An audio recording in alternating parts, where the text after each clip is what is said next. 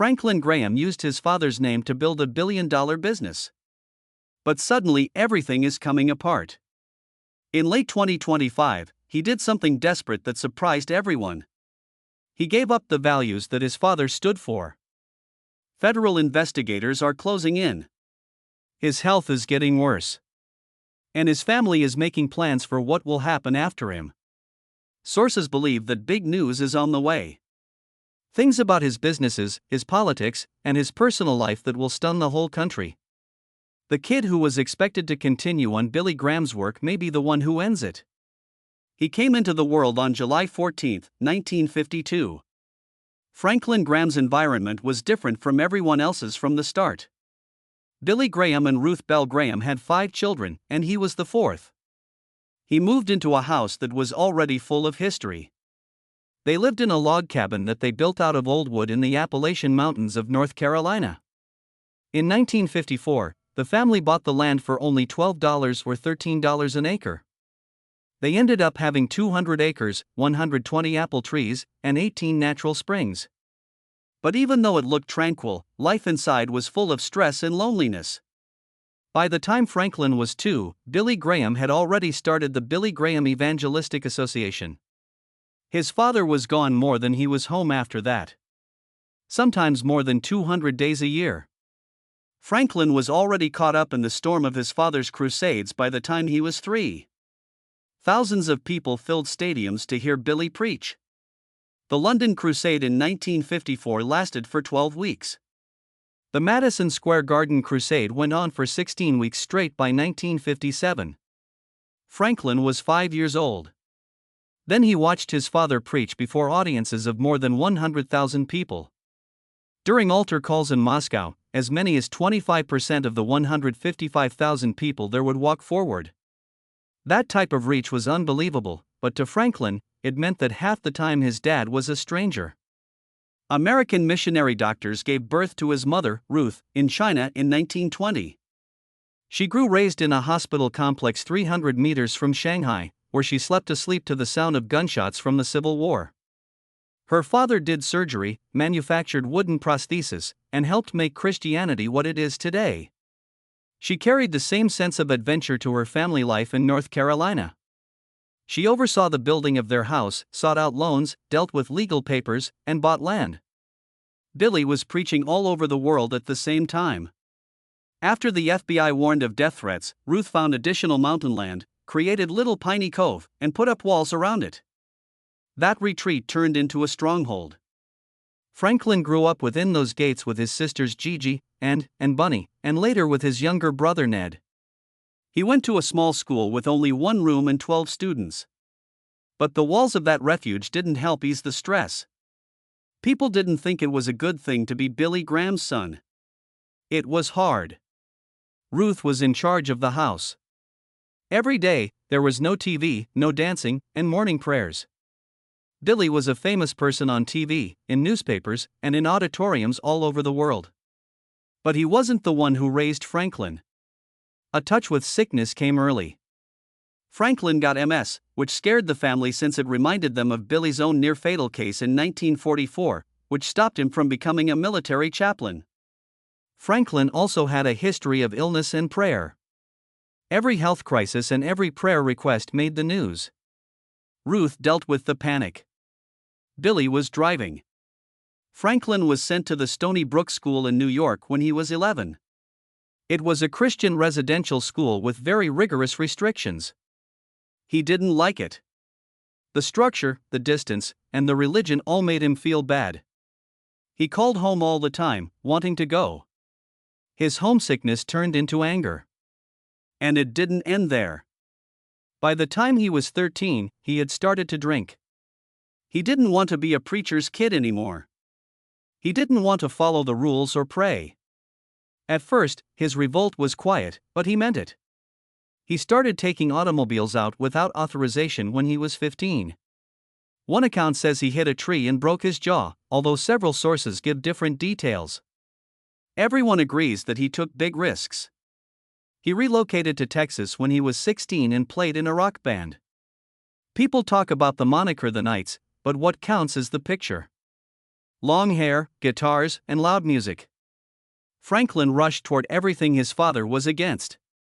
He fled the nation completely when he was 17. First to Israel, then to Europe. He hitchhiked, stayed in hostels, did odd jobs, and didn't have to go to church or follow any rules. He witnessed a world outside of North Carolina, stadium crusades, and the Bible for the first time.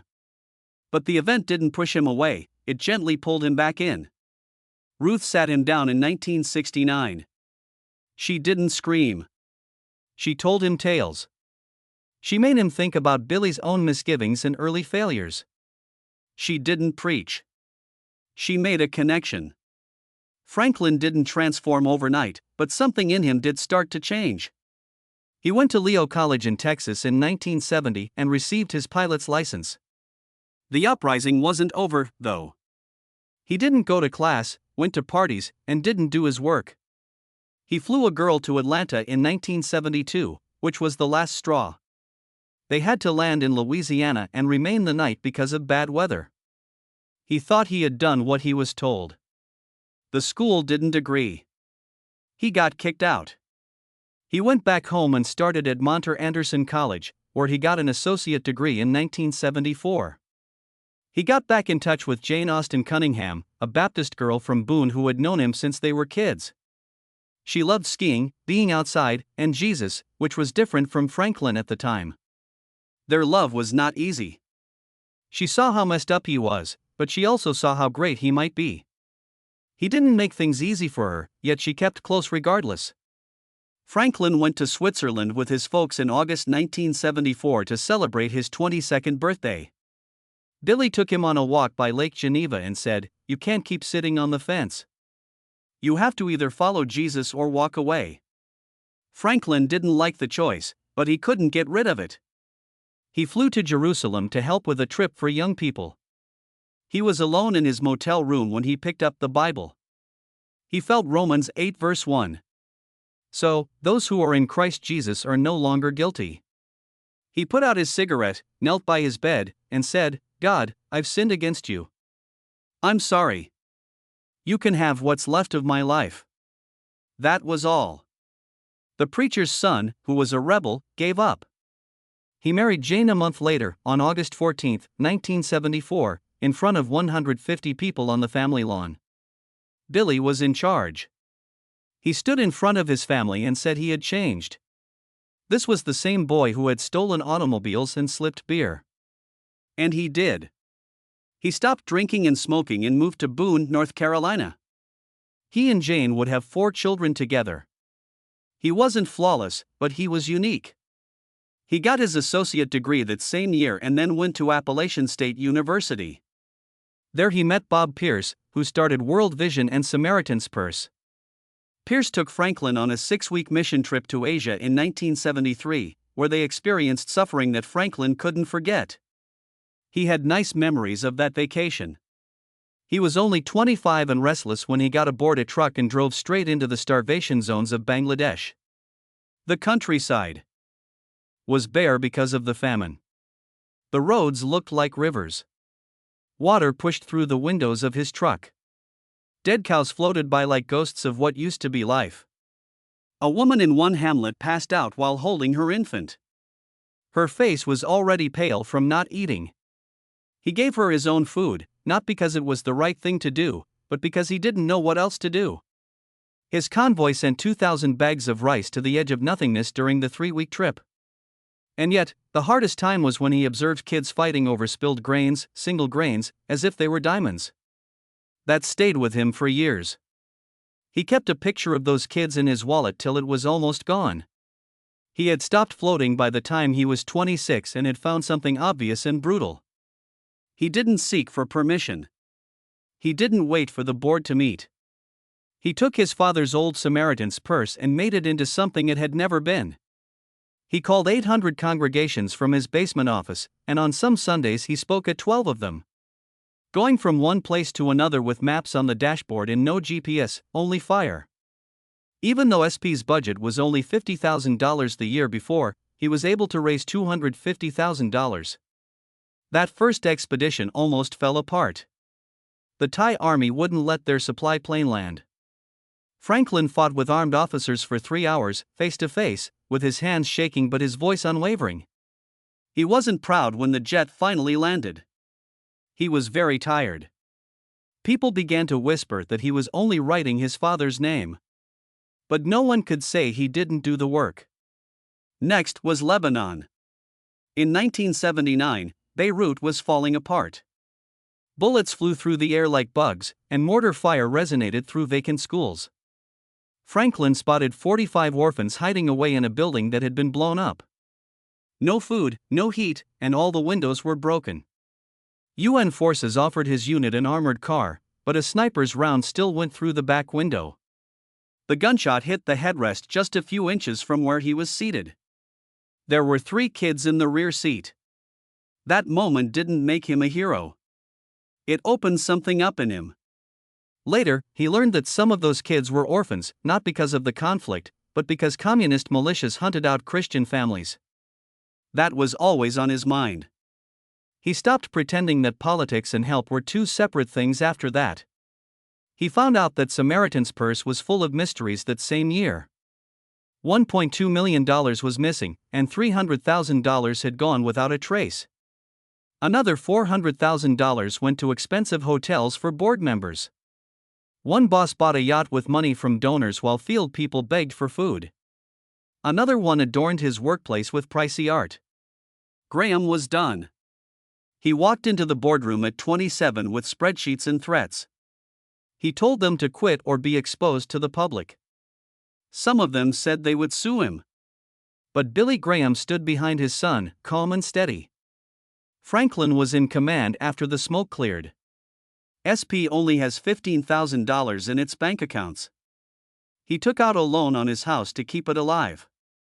He moved east in 1980, through the Iron Curtain, when faith was a secret and Christmas was against the law. He brought in 50,000 shoeboxes worth of little gifts for kids. During martial law, he paid Polish border guards $5,000 to let the trucks through. He had phony IDs and practiced lies in case he got caught. In Warsaw, volunteers sorted toys by candlelight in a secret warehouse, always on the lookout for boots on gravel. A few of his Polish buddies were taken into custody. There were 2 deaths in prison. But by 1983, Operation Christmas Child had helped 200,000 youngsters in 7 totalitarian countries. At the same time, he was still striving to be a dad. He had 3 kids by 1982, William, Roy, and Jane. He missed the births of Roy and Jane because he was flying to places where there were problems. Jane, his wife, said she would leave if things didn't change. Because of this, Franklin put a nursery adjacent to his office. Nannies came and departed. While he planned food drops in Somalia, his kids played with plastic trucks. People believed he was using his family to get attention, but he didn't care. By 1985, he was taking his kids on missions.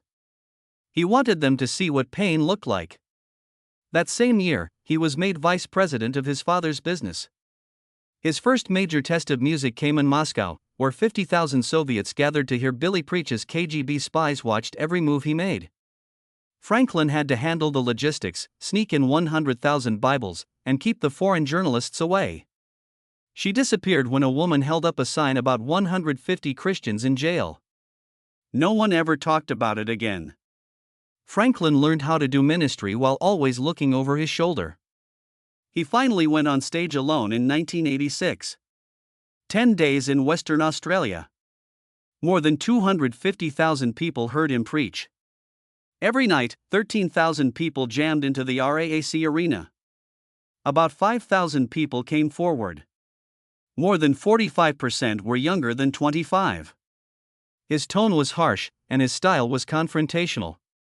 Not like Billy at all. But it did work. A counselor in the area cried as she watched teens dedicate their lives to Christ, saying that it only needed one simple message. Then came the time that divided the church. Franklin called Reagan's sponsorship of the Nicaraguan Contras godless violence in 1988. After that, he met the rebels. They said they were Christians who were battling against communism. He switched sides. His liberal friends felt let down. The same Contras he now backed had used spoons to gouge out eyes, cut off heads of pastors, and hurt civilians. Franklin, on the other hand, thought that evil had to be confronted, not talked to. He took over BGA's media in 1989 and made big changes. He made The Choice, a documentary with a lot of money about Billy's life. It was shown on a lot of networks and got 20 million views. Donations went up by 30%. Franklin employed reenactments, music, and personal footage that made it feel more like a movie than a sermon. Old school leaders complained, but he saw things differently. The TV was the new church. Franklin took over when Billy got sick in 1992. He scheduled a gathering in Columbus for 300,000 people and wouldn't cancel it even when rains came. Billy sat in a chair where he could scarcely be seen. Franklin stood in the mud with lightning flashing above him as he said the last prayer. That night, it was done. No more guessing. He was the one who would get it. In 1983, he had already taken a choice that surprised everyone. He wrote a book about Bob Pierce, who started Samaritan's Purse. Franklin told everyone about Pierce's affairs and bad money management. He didn't hold back. The man who used to be his mentor was shown to be morally wrong. Some people said it was treason. Some people said it was true. Franklin became CEO in 1995. He changed crusades into music-based festivals. But his UK tour fell through in 2020. 8 cities cancelled after 1.1 million people signed petitions saying he was spreading hate speech. The O2 Arena, Sheffield, and Liverpool all said they wouldn't do it. Franklin's lawyers got $97,000 in damages because they said he was discriminated against. A judge concluded there was no proof that he would have uttered anything homophobic, but the damage was done. He stood amid mass graves in Rwanda where 800,000 victims were buried following the genocide. He set up emergency clinics, flew in 1/200 tons of aid, and helped 125,000 refugees. Orphans came in, and there were accounts of machetes in churches and whole families being killed in schools. Franklin hired trauma counselors, and he dubbed it Satan's work made visible when he preached. By the year 2000, he was working with George W. Bush and hosting Prophesy Talks in Austin. Then, they got $2 million for the campaign. He opened the 2001 inauguration with a prayer. Bush's faith-based programs began sending millions to Samaritan's Purse that same year. Franklin thought that moral concerns have to be dealt with politically. It worked. Franklin deployed 200 chaplains to Ground Zero within 72 hours of the towers falling on September 11. For 6 months, they performed 12-hour shifts. He shoveled debris alongside firefighters and prayed with widows. More than 4,000 people got counseling. He launched a prayer center in Manhattan that got 15,000 calls in the first month. They lifted up the steel cross that was recovered in the debris. Franklin said it was a sign. Katrina then struck. He traveled to the Superdome in New Orleans, where 20,000 people were staying under a roof that was leaking. While it rained, he preached to the audience. His group handed out 50,000 hygiene packs. But others didn't like that he was talking about salvation when some people were still waiting for water 5 days later. The National Guard put up barbed wire. 3 persons died. Franklin kept preaching, nevertheless. The controversy came home in 2006. His brother Ned's marriage fell apart. Rumors of drugs and an affair. Franklin paid $75,000 for treatment in secret and tried to deal with the impact. He said nice things about forgiveness and grace, but he was really angry. The Graham name meant something. Some members of the family couldn't handle it. Franklin said, "You either fought it or you didn't." After September 11th, Franklin Graham stood on national TV and called Islam a very evil and wicked religion. It wasn't just a passing comment. He repeated it again and again, even during a 2006 Line NBC appearance where he refused to take any of it back. The fallout came fast. Nearly 200 death threats poured in, many from extremist groups, and the FBI stepped in. They recommended full-scale security upgrades at his North Carolina family compound, including electronic gates and surveillance systems. His scheduled Scandinavian tour for late 2006 was cancelled entirely. But instead of apologizing, he went louder. He published op-eds defending his view in newspapers read by over 10 million people across the US and Europe. That moment sealed his reputation. He wasn't just the son of Billy Graham anymore. He had become one of the most divisive voices in evangelical America. In 2012, he took another step that widened the divide. Franklin poured $2 million into a campaign supporting North Carolina's Amendment 1, a constitutional ban on same-sex marriage and civil unions. His organization mailed graphic DVDs to over 200,000 pastors nationwide, warning of what they called moral decay. He even got his 93-year-old father, Billy Graham, to appear in full-page newspaper ads in 14 North Carolina papers. On May 8, 2012, the amendment passed with 61% of the vote. But it wouldn't last. Just 2 years later, in October 2014, federal courts overturned it, making it the shortest-lived constitutional marriage ban in U.S. history. The damage was already done. Franklin's aggressive tactics, music, pushed younger evangelicals away, and several major faith leaders quietly distanced themselves. When the Haiti earthquake hit in January 2010, Samaritan's Purse sent 300 staff and built 5,000 temporary homes. But not all of them held. As heavy rains rolled in, the tarps began collapsing. 12 people died. Dozens more were injured. Haitian families filed lawsuits accusing the organization of negligence. In federal court in 2013, Graham testified personally, saying it wasn't the tarps, it was acts of God. The case dragged on for 3 years and cost $8 million in legal fees and settlements. Graham defended the mission, pointing to 50,000 meals served daily in medical care for over 15,000 survivors in the first 6 months. But the loss of life haunted the headlines. By 2016, he had become one of Donald Trump's loudest supporters. He prayed at the inauguration in front of 900,000 people and dismissed the Access Hollywood tape as locker room talk. Internally, it cost him. Donations from moderate evangelicals dropped by 15% between 2016 and 2017, a staggering $35 million hit. When Christianity Today, the magazine founded by Billy Graham, called Trump profoundly immoral in 2019, Franklin shot back, claiming his father would have voted for Trump. More than 300 board members and donors signed a letter protesting the association's direction. But Franklin didn't flinch. After the Parkland school shooting in 2018, Graham again found himself at the center of outrage. 2 days after 17 students were killed, he posted on Facebook that calls for gun control were hysteria and blamed the devil, music, instead of guns. His post reached 9 million views in 48 hours. He singled out teenage survivors leading the March for Our Lives movement and called them emotionally misguided. Over 150 college ministries condemned him. Youth groups launched boycott. 15 Samaritan's Purse staff resigned. Donations fell by $12 million. The post stayed up for over 6 months. In Ukraine, his stance created confusion. Between 2014 and 2022, Samaritan's Purse delivered over 20 million meals and committed $100 million in aid. But in 2014, Graham wrote an op-ed praising Putin's anti-LGBT laws, calling them protective. Over 2,800 donors reached out questioning how he could praise Putin while fundraising for his victims. Even after Russia invaded Ukraine in 2022, Graham still claimed Putin's domestic policies had merit. He visited Ukraine twice and, music, helped treat 8,700 patients.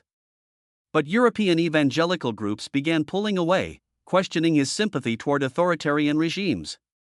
His organization's Ebola response in West Africa in 2014 and 2015 was, music, massive. They deployed over 100 workers, treated hundreds at the Elwa Hospital in Monrovia, and airlifted supplies using 747 cargo jets. One of their doctors, Kent Bradley, contracted the virus in July 2014. Contrary to rumors, Franklin Graham didn't get infected. He oversaw the $50 million operation and returned to dedicate the rebuilt hospital in 2016 with Liberia's president. It became one of the most extensive Christian humanitarian responses in Africa's recent history. In 2020, during the height of CO-19, Franklin Graham set up a 68-bed field hospital in New York's Central Park with 10 ICU ventilators. It treated 1 teen patients in the first 2 weeks. Despite criticism over the organization's statement of faith about marriage, Graham insisted they treated all patients equally. He actually supported vaccination, comparing it to biblical medicine and saying Jesus would want people to get vaccinated. He pushed back against conspiracy theories, saying microchips and vaccine passports were not signs of the apocalypse. Digitally, he transformed the Billy Graham Evangelistic Association with a new mobile app offering daily devotionals, classic sermons, radio programs, and Bible plans. The platform took off during reaching millions who were stuck at home. It gave a modern digital face to his father's legacy while sticking to its original mission. When Russia invaded Ukraine in 2022, Franklin responded fast. His organization launched over 30 airlifts delivering 330 tons of emergency supplies. They set up a field hospital in Lviv and supported 30 medical sites treating over 17,758 patients. He traveled to the war zone twice, wore body armor, and prayed with soldiers. His group helped 9.6 million people. It was one of Samaritan's most aggressive humanitarian operations ever. From 2015 to 2023, Samaritan's Purse built a fleet that included a DC-8 and a Boeing 757. The DC-8 alone flew 200 missions carrying 8.7 million pounds of aid. During the 2023 Turkey-Syria earthquake, they delivered critical supplies within 48 hours. With 24 aircraft in total, they could now reach disaster zones from Alaskan villages to African war zones in hours. In 2018, Graham released Through My Father's Eyes, a 336-page tribute to Billy Graham. It took 12 years to write and included personal stories, rare family photos, and insights into the man behind the pulpit. The book became a deeply emotional look into a father-son bond shaped by faith, pressure, and legacy. In 2024, Franklin launched a controversial 10-city prayer tour across the U.S.-Mexico border. Critics called it anti-immigrant. One group gathered 21,000 signatures demanding venues cancel his events. But Graham went ahead, praying in cities like Brownsville, El Paso, and Chula Vista. Around 5,000 people attended altogether. He ignored the criticism, insisting it was about faith, not politics. Then came the October 2025 bombshell. Franklin withdrew both Samaritan's Purse and BGEA from the Evangelical Council for Financial Accountability. His father had co-founded it in 1979, but Franklin rejected the group's new oversight rules, which required regular medical checkups and leadership accountability. He called it moral policing. With $1.4 billion in Samaritan's assets and $224 million flowing through BGE each year, the exit rocked the evangelical world. That same month, he sent his first 767 cargo aircraft into Gaza. It carried 290,000 vitamin-fortified food packets, 12,000 solar lights, and blankets. Since the Hamas conflict began, Samaritan's Purse had already delivered 223 tons of aid and over 1 million food rations. UN officials raised concerns about evangelistic methods, but Graham stood firm, calling Gaza one of the most challenging places to work in the world. His 2024-2025 political activity caused even more backlash. At first, he shocked Trump loyalists by refusing to endorse any primary candidate. But then he backed Trump's re-election and poured $5 million into campaign ads. His rhetoric grew darker, calling opponents demonic. IRS investigations followed, questioning whether his tax-exempt organizations had crossed legal lines. BGEA had already restructured as an association of churches to avoid filing public 990s. Now their nonprofit status worth over $1.6 billion faced risk. Franklin had slowed down physically. At 73, he was recovering from knee surgery and had already undergone a heart procedure at the Mayo Clinic in 2021. He began delegating more duties to his son, Will Graham, who had preached across 6 continents and reached over 1 million people. Will was born January 30, 1975, earned his divinity degree in 2001, and had been preparing for this role for decades. Their mountain home in Montreat the family's refuge as the next generation stepped in. Franklin's marriage to Jane Austen Cunningham began in 1974. She once said she was mortified meeting his mother, Ruth Bell Graham. Their early years were rough. Franklin struggled to fully accept his role in faith, but Jane stayed beside him. They raised 4 children and now have 11 grandchildren.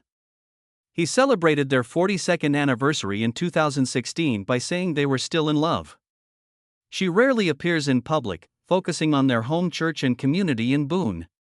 Even as scrutiny mounted, Samaritan's Purse continued delivering aid around the world. Their Operation Christmas Child program had packed over 200 million shoebox gifts by 2022. Samaritan's Canadian branch reported $72.40 $4 million in revenue in 2024 with only 10.5% spent on admin and fundraising. In 2025, they unlocked $19 million in frozen USAID funds after Trump's 90-day aid pause. Franklin supported the freeze, saying it helped enforce accountability. His legacy as Trump's spiritual advisor shaped American evangelicalism since 2016. He praised the decision to move the U.S. Embassy to Jerusalem and posted that God will bless America for it. In 2024, while visiting Israel, he called Trump's policies good for America, good for the world, and good for Israel. But this unwavering loyalty created a deep generational divide. While older evangelicals clung to his message, many younger ones walked away. Franklin said it was about religious freedom and pro-life values, but the cracks were showing. Still, he pressed forward. His 2026 festival in Manchester is booked for October 3 at the UK's biggest arena. He says it's about healing. But his October withdrawal from ECFA signaled something more. He wasn't just distancing himself from critics. He was setting a new tone, one defined not by tradition but by control.